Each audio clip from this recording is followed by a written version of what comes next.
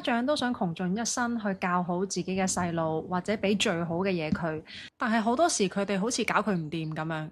其實可能由始至終，你哋係用緊一套小朋友聽唔明嘅 language。喺心理學大師榮格嘅眼裏面，每個人出世都帶住自己一套獨特嘅潛意識原型。如果你只係識睇子女嘅表面行為，而唔識解讀佢內心嘅一個安全感係乜嘢底層邏輯呢？其實你只會喺佢發脾氣嘅時候感到無力，或者同佢拗嘅咋。大家好，我係 Ruby， 係一個深信榮格心理學嘅占星師，亦都係 Triplicity Astrology 嘅創辦人。我哋今日咧就唔講命運啦，我哋就講工具。我哋將會講月亮星座，同埋講解點樣透過月亮星座去翻譯你小朋友嗰份情緒嘅 Fact-Free Manual。大家見過咁多小朋友，應該都好清楚唔同嘅小朋友有唔同嘅性格，亦都有唔同嘅行動模式啦。咁你有冇諗過點解有啲小朋友喺 interview 嘅時候表現得好淡定，有一啲見到陌生人就會縮埋一齊呢？點解有啲小朋友輸咗比賽會爆喊，有啲就會黑面唔講嘢，嬲爆爆咁啊？呢啲呢，其實就唔好一味就覺得佢哋係曳或者性格有缺陷，其實係因為佢哋嘅月亮星座受挫。太陽決定咗佢想成為乜嘢嘅人，上集已經講過啦。但係月亮其實先至決定佢點樣認知到恐懼同埋壓力。摸清咗月亮星座，其實你就可以喺佢崩潰嘅時候，準確咁樣接住佢嘅情緒，而唔喺隔離火上加油。咁月亮星座點理解啊？我哋直接睇重點啦。小朋友嘅月亮星座，你上網查或者揾我都得嘅。你睇翻佢嘅月亮星座係落喺邊一個元素。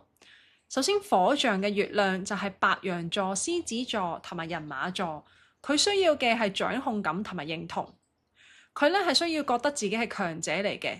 如果佢俾人否定佢嘅能力，或者覺得自己被支配咧，佢就會引爆佢嘅情緒。所以我嘅建議係你唔好用強權去壓制佢，要俾佢有得選擇。咁當然嘢俾幾多嘢佢選擇係你可以控制噶嘛，但係最緊要佢覺得有得揀。喺 interview 嘅時候，你可以同佢講：喂，我哋陣間睇下間學校啱唔啱你啊，你去揀下啊咁樣。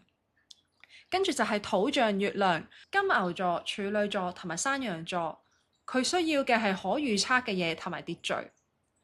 喺佢個邏輯世界裏邊，佢嘅世界一定要穩定，係有規律嘅。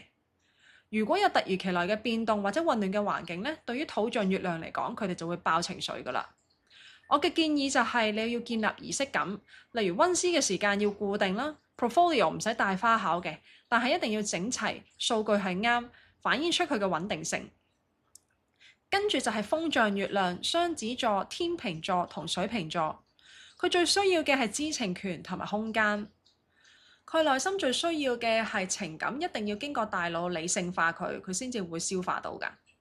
如果你逼佢好快咁處理一啲好沉重嘅情緒，或者限制社交活動同埋好奇心呢，佢就會爆啦。我嘅俾你建議係你同佢講道理呢係有效嘅，但係你要聽咗佢講先，同埋讀書呢唔好逼佢死背，逼佢用啲唔同嘅工具去探索，或者同佢溝通多啲。最後就係水象月亮，即係巨蟹座、天蠍座同埋雙魚座。佢最需要嘅係情感連結同埋被接納。佢最需要嘅係感覺俾人愛啦，俾人保護，世界先至係安全嘅。如果你冷暴力佢，或者父母自己都好多情緒呢，其實佢係會感覺到㗎。又或者佢覺得自己嘅感受被無視呢，佢都會爆㗎。我俾你哋嘅建議係你可以攬佢哋多啲，同埋俾一啲高品質嘅陪伴。唔係講話長時間，但係可能嗰啲時間你同佢睇下書啊，講下故事啊，同佢玩下啲小遊戲咁，增進感情。喺準備 interview 嘅壓力之下，你記得同佢講嗱，無論點樣都好，我哋都咁愛你㗎，跟住又俾個攬攬佢。其實身為家長，你唔需要做一個完美嘅人，但係你需要做一個好精準嘅情緒 translator。例如一個月亮山羊座嘅小朋友，咁佢係土象啦，佢溫書溫到想喊，其實佢係因為覺得自己未夠好，驚自己達唔到標準。你同佢講話加油啊，你好叻啊，呢啲對佢嚟講咧，其實冇乜用㗎。你最可以幫到佢嘅就係整理一個 checklist， 將個任務拆細，佢見到自己有進度啦，實際有進行緊嘢啦，佢先會安心嘅。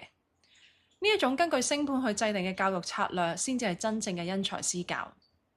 其實月亮星座只係解讀子女內心嘅第一步。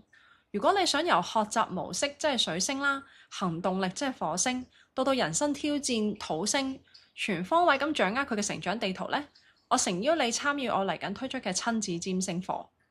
我會教你點樣透過星盤，透過唔同嘅星座，幫小朋友揾到最適合佢嘅升學同埋學習路徑，避開一啲不必要嘅磨合期。嗱，喺留言話我知你嘅小朋友嘅月亮星座係咩呢？或者佢邊一種情緒令你最頭痛呢？我都會盡量回答大家嘅問題，或者喺之後嘅片作出分享㗎。如果想由心理占星嘅角度成為更加輕鬆嘅父母，記得 subscribe 我同埋 Triplicity Astrology 一齊。我哋下次見。